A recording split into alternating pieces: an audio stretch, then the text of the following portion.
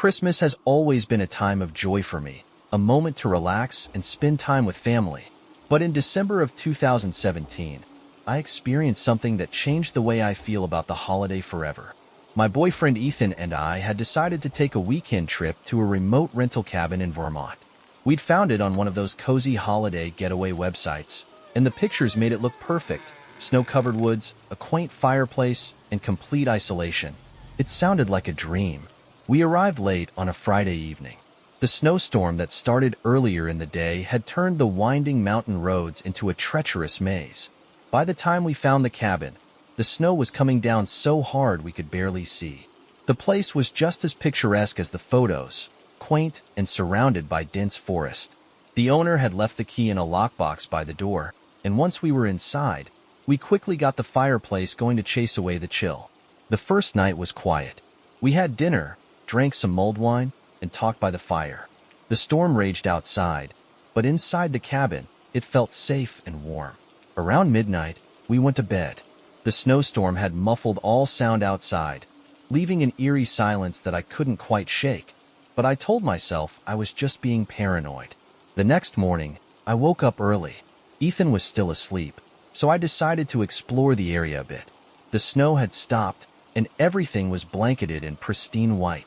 I bundled up, grabbed my coffee, and stepped outside. It was breathtaking.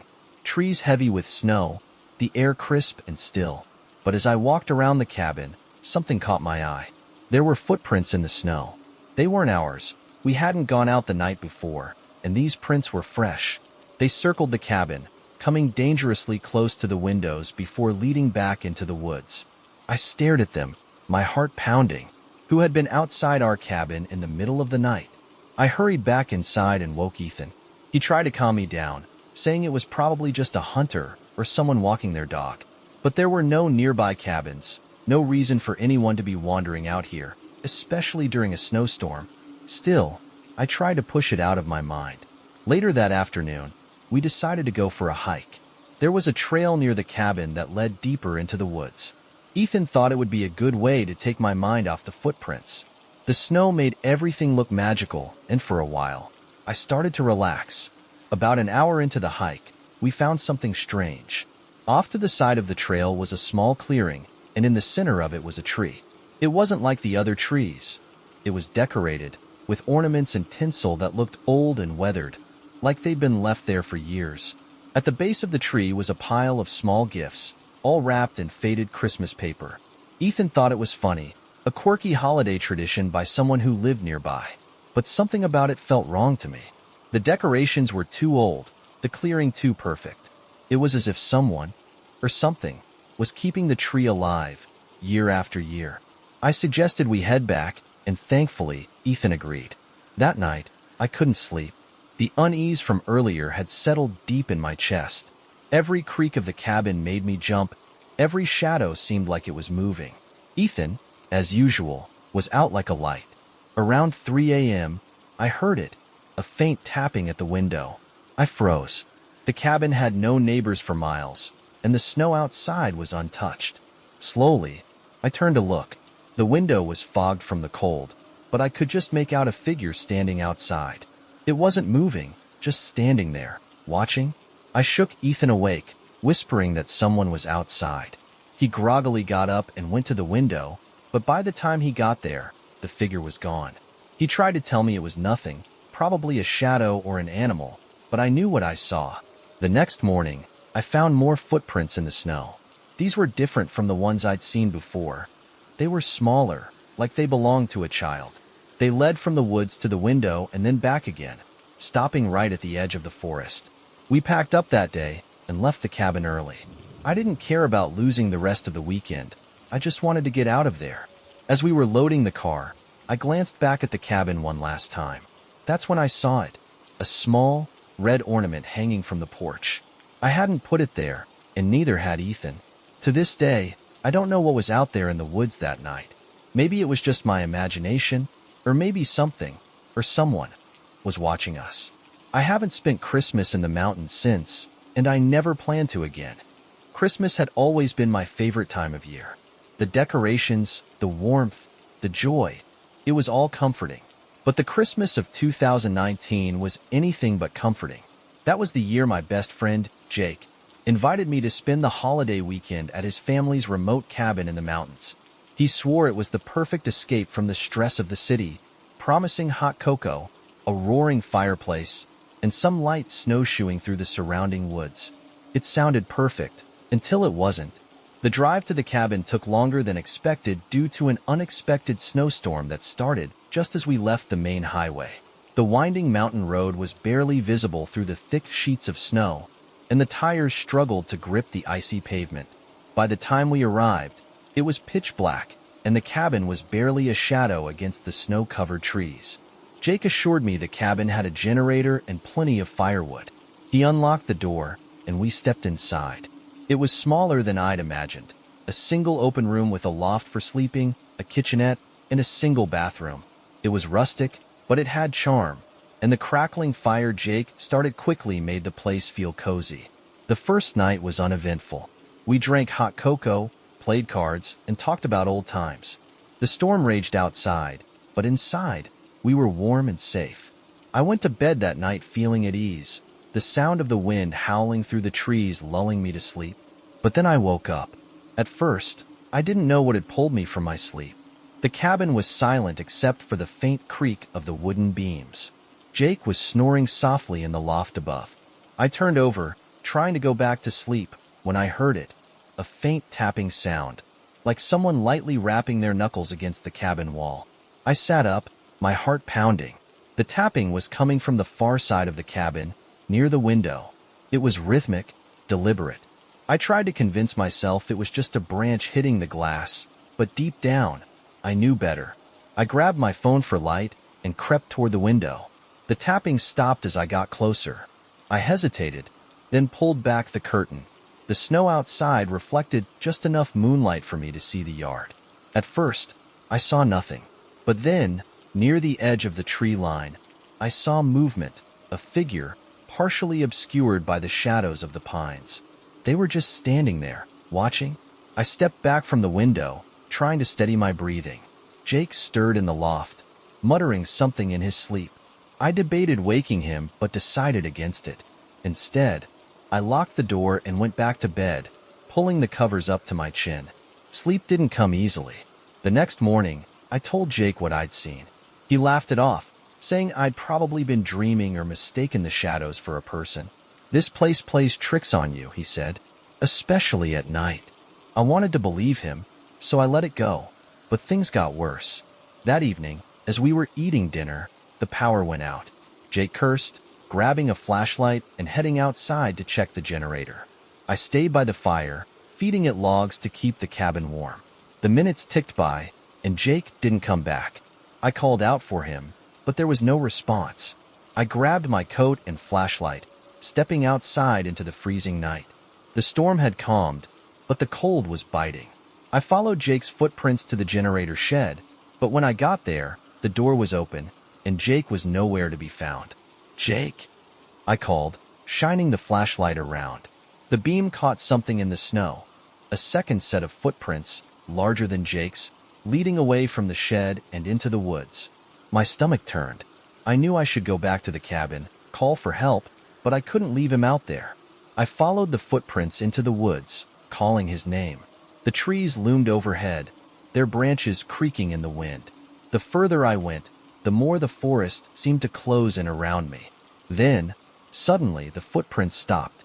There was no sign of Jake, no sign of whoever had made the other prints, just an eerie silence and the overwhelming sense that I was being watched. I turned to go back to the cabin, but as I did, I saw something in the distance, a light, flickering faintly between the trees.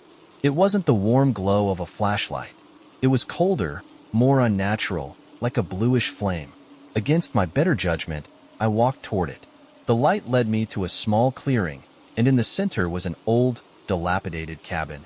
It wasn't Jake's. It looked like it had been abandoned for years. The windows were broken, the wood rotting, but the light was coming from inside. I stepped closer, my heart in my throat. The door was ajar, swinging slightly in the breeze. I pushed it open and shone my flashlight inside. The room was empty except for a single chair in the center. On the chair was a Christmas ornament, red, shiny, and completely out of place. Then I heard it, a whisper, so faint I almost didn't catch it. It came from behind me. I spun around, but there was nothing there. When I turned back, the ornament was gone. I ran. I didn't stop until I was back at Jake's cabin, slamming the door shut and locking it behind me. I called out for Jake again, but the cabin was empty. I stayed up all night by the fire, clutching the fire poker like a weapon. Jake showed up the next morning, stumbling through the door like nothing had happened.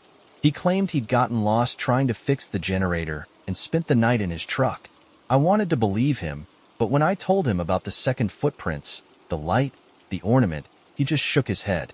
"I told you," he said. "This place plays tricks on you." We left that day, cutting the trip short. I never went back, and Jake sold the cabin a few months later. I don't know what I saw in those woods, but every Christmas, I can't help but think about that light and the ornament. Whatever it was, it felt like a warning. Or maybe an invitation. Either way, I'm not sticking around to find out. It was Christmas Eve in 2020, and my parents had decided to spend the holiday at my grandparents' house a few towns over. I was a college student at the time, and since I had finals just days before, I opted to stay behind to house sit and take care of our golden retriever. Max spending Christmas alone wasn't my ideal scenario, but I figured a quiet evening with some Christmas movies and hot cocoa wouldn't be too bad. By late afternoon, the snow had started falling heavily. I took Max out for a quick walk around the neighborhood, watching as the holiday lights in the nearby houses reflected off the growing blanket of white. Our street was quiet. Most of the neighbors had already left town for the holidays, leaving only a handful of houses with their lights on. It felt serene, almost like something out of a Christmas card. By 7 p.m., the snowstorm had intensified. The wind howled against the windows, and the power flickered a few times before going out completely. I lit some candles and gathered blankets in the living room, figuring I'd wait out the outage. Max seemed uneasy, pacing back and forth near the front door, occasionally letting out a low growl. I tried to reassure him, thinking he was just spooked by the storm. But as the minutes passed, I started to feel uneasy too. It wasn't just the storm. It was the quiet that followed in its wake, an oppressive silence that seemed to press against the walls of the house. Then, I heard it, a faint knock at the back door. My stomach dropped. No one had any reason to come to the back door. Our backyard was fenced, and the gate was locked. I froze, listening. The knock came again, louder this time. I grabbed my phone and turned on the flashlight, hesitating before making my way to the kitchen. The backyard was barely visible through the frost-covered glass of the back door, but I could make out a shadowy figure standing just beyond the porch. My heart raced as I tried to make sense of what I was seeing. It looked like a person, but they weren't moving, just standing there, facing the house. "Who's there?" I called out, trying to keep my voice steady. No response. The figure didn't move. Max barked, lunging toward the door, his growl deep and menacing. I grabbed his collar, pulling him back, and that's when I noticed something strange. The figure wasn't casting a shadow on the snow. It was as if it wasn't really there. Panicking, I closed the curtains and locked the door, retreating to the living room. I tried calling my parents, but the storm had knocked out cell service. My hands shook as I tried to think of what to do. I told myself it was just a trick of the light, that my mind was playing games with me. But then the knocking started again, this time at the front door. I crept to the hallway, peeking around the corner.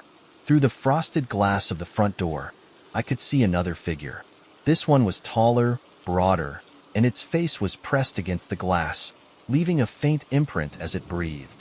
I backed away, my heart pounding in my chest. Max barked again, but this time, his ears were pinned back, and his tail was tucked between his legs. He was terrified, and so was I. I ran upstairs, dragging Max with me, and locked us in my bedroom. I barricaded the door with a chair and sat on the bed, clutching my phone like a lifeline. The knocking continued, echoing through the house. First the front door, then the back, then the windows. It was relentless, as if whoever, or whatever it was trying to find a way in. Hours passed, and the storm began to die down. The knocking stopped, and for a moment, the house was eerily quiet. I dared to peek out the window, but the street was empty. The snow was undisturbed, with no footprints leading to or from the house. I stayed awake the rest of the night, jumping at every creak and groan of the old house. When morning came, the power returned, and I finally felt brave enough to check the house. There was no sign of the figures, no evidence that anyone had been there at all.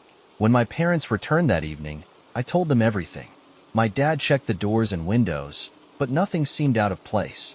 He chalked it up to the storm and my imagination, but I knew what I saw. Max knew too. He refused to go near the doors for days after. To this day, I can't explain what happened that night. Was it the storm playing tricks on me? Or was there something, or someone, lurking in the shadows, waiting for me to let them in? I'll never know, but every Christmas Eve since, I've made sure to spend it surrounded by family, never alone again. It was Christmas Eve in 2018, and I had just moved into a new house in the outskirts of a quiet rural town.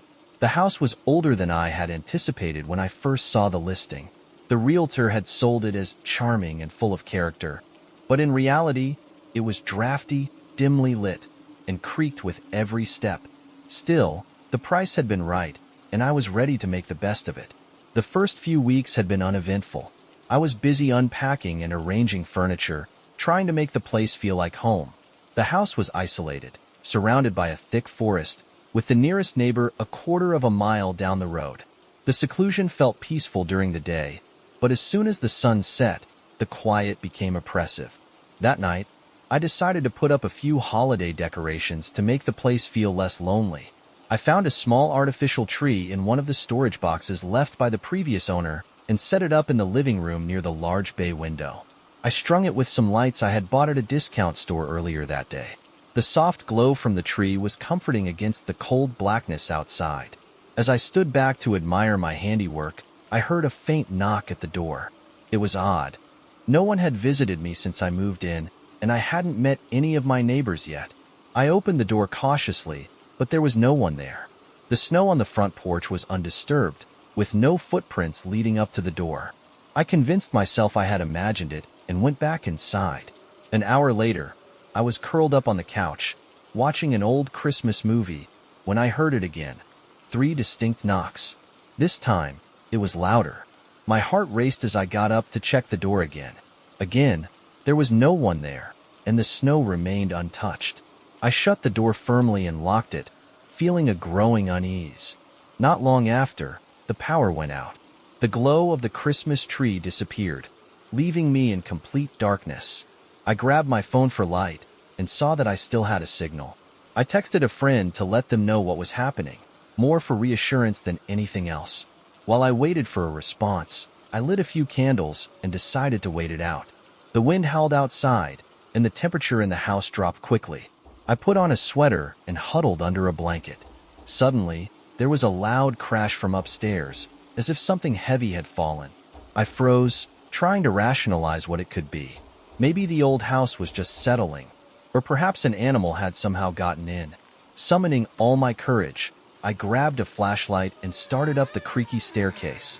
The air felt colder as I ascended, and each step seemed to echo louder than the last. When I reached the top, I checked each room carefully.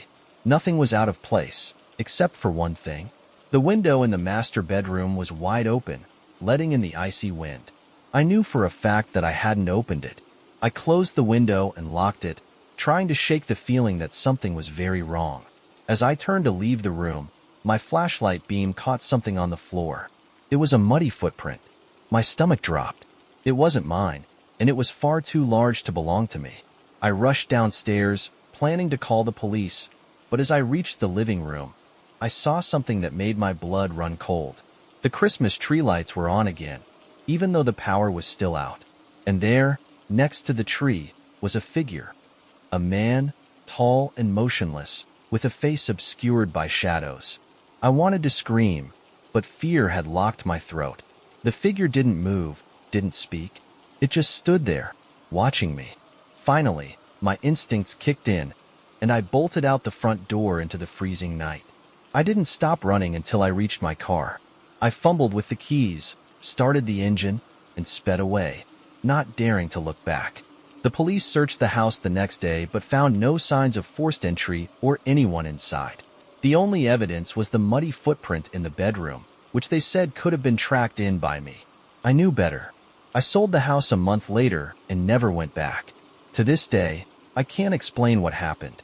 Maybe it was a squatter, or someone who had been living in the house before I moved in. Or maybe it was something far worse. All I know is that I'll never spend another Christmas Eve alone. It was Christmas Eve 2015, and I was house-sitting for my aunt while she visited family out of state.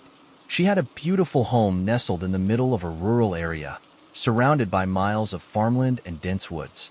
It was the kind of place that looked stunning in the snow, but once night fell, the isolation became unnerving. I didn't mind being alone. I had my aunt's German Shepherd, Duke, to keep me company, and the house was stocked with enough food and entertainment to keep me busy for days. I planned to spend the night by the fire, watching Christmas movies and sipping hot cocoa, but that wasn't how the evening went. It started just after dark. I was sitting on the couch, scrolling through my phone, when Duke perked up, his ears twitching. He let out a low growl and stared toward the large picture window in the living room. The curtains were open, revealing the snow-covered front yard. At first, I didn't see anything, but then I caught it, a shadow, moving quickly across the yard. I stood up, my heart racing, and went to the window. The shadow was gone, and the yard was empty, but Duke's growling continued. I locked the front door and tried to convince myself it was just a deer or some other animal. After all, the house was surrounded by woods. It wasn't unusual to see wildlife. Still, I couldn't shake the feeling that something was off. I decided to distract myself with a movie, but Duke wouldn't settle down. He paced back and forth in front of the window, occasionally letting out sharp barks. I finally gave in and grabbed a flashlight, figuring I'd go outside and check things out to calm both of us down. The air was freezing, and the snow crunched under my boots as I stepped into the yard. The flashlight beam illuminated the front lawn, the driveway, and the edge of the woods, but there was nothing there. I called out, "Hello? Anyone there?" But the only response was the distant rustling of trees in the wind. I was about to head back inside when I noticed something strange. There were footprints in the snow, starting at the edge of the woods and leading toward the house. My stomach dropped as I realized they didn't lead away. Whoever, or whatever, had made them was still around. I hurried back inside, locking the door behind me. Duke was still on edge, growling and barking toward the window. I pulled the curtains shut and turned off the lights, hoping to make it look like no one was home. I grabbed my phone to call the police, but of course, the storm had knocked out the cell service. Typical. As the hours dragged on, the unease grew. The house was silent except for the occasional creak of the old wood and Duke's restless movements.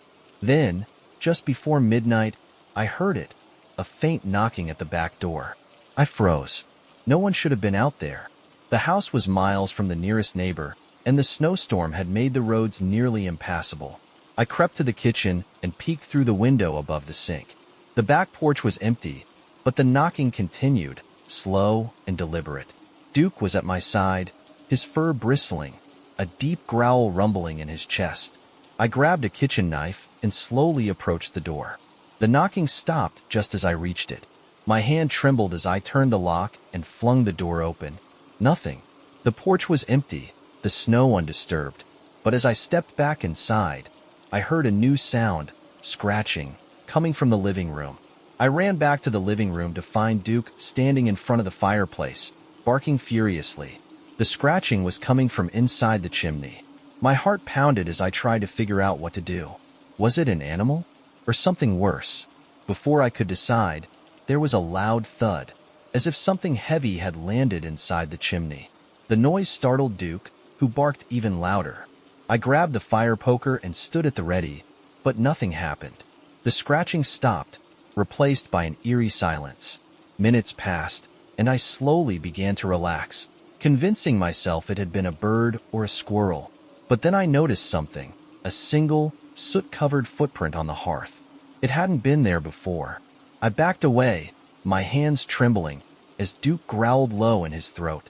That's when I heard it, a soft, chilling whisper that seemed to come from everywhere at once. "You shouldn't be here." I grabbed Duke's leash, my keys, and my coat, and bolted out of the house. I didn't care about the snow or the freezing temperature. I just wanted to get away. I drove to the nearest gas station, shaking and out of breath, and stayed there until morning. When I returned to the house the next day, everything seemed normal. The fireplace was empty, the footprint was gone, and there was no sign of anything unusual. But I couldn't ignore what I'd experienced. I told my aunt about it when she got back, and she brushed it off as my imagination running wild. But Duke knew better. He refused to go near the fireplace for the rest of my stay, and every time the wind howled through the chimney, he'd growl softly, his eyes fixed on the hearth. I haven't been back to that house since. Every Christmas, I wonder what would have happened if I'd stayed, if I'd ignored that voice.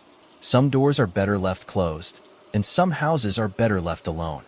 In December of 2016, I was in desperate need of a break. The holiday season had been stressful, with work piling up and family drama reaching an all-time high. My friend, Lisa, suggested I join her and her boyfriend, Mark, on a trip to a secluded cabin they had rented for Christmas. It wasn't my usual way of celebrating, but I agreed, thinking some time away in the snowy woods might be exactly what I needed. The drive to the cabin was long and winding, taking us deep into the heart of a dense forest. By the time we arrived, it was late afternoon, and the sun was beginning to set. The cabin itself was rustic but charming, with a wraparound porch and a view of a frozen lake in the distance. It felt like something out of a holiday postcard. The first evening was uneventful. We made dinner, played board games, and shared a bottle of wine. The cabin's wood-burning stove filled the space with warmth, and the thick snow outside muffled all sound. It was peaceful, almost too peaceful. That night, I woke up to a strange noise. It sounded like faint scratching, coming from the direction of the front door. I sat up in bed, straining to listen. The sound stopped, and for a moment, everything was silent again.